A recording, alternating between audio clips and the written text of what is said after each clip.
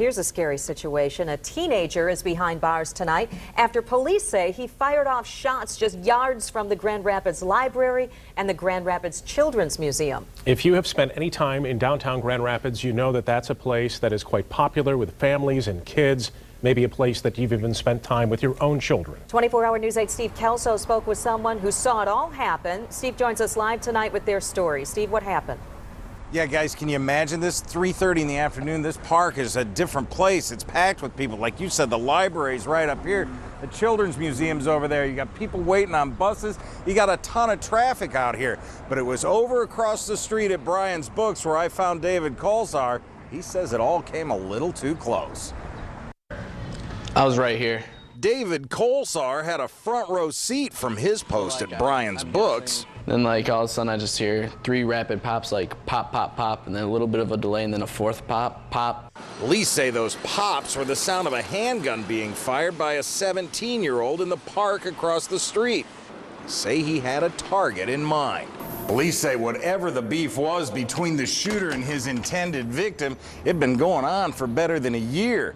But it escalated sometime yesterday here at 82 Ionia.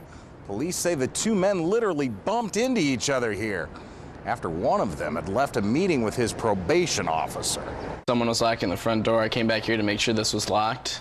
Meanwhile, back at the bookstore, employees and customers huddled downstairs.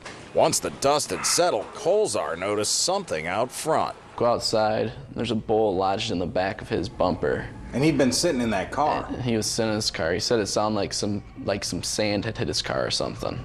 Blocks away on John Street, an officer sees the suspect. He's walking nonchalantly, talking on the phone. He quickly admits that he's the guy and hands over the weapon. Pretty lucky. Now Kolzar thinks of how close it really was. From where the bullet came from, they're like, that probably would have went and hit the window, and I was sitting right here. Crazy story from David Kolzar. Imagine this day. What's important to note, no one got hurt in any of this. I had a long conversation today with Captain Jeff Hertel over at the Grand Rapids Police Department. He tells me they've got pictures, they've got video surveillance, and they're still waiting to get this guy arraigned. We'll bring you any updates as soon as they become available. Live in downtown Grand Rapids, Steve Kelso, 24-hour News 8.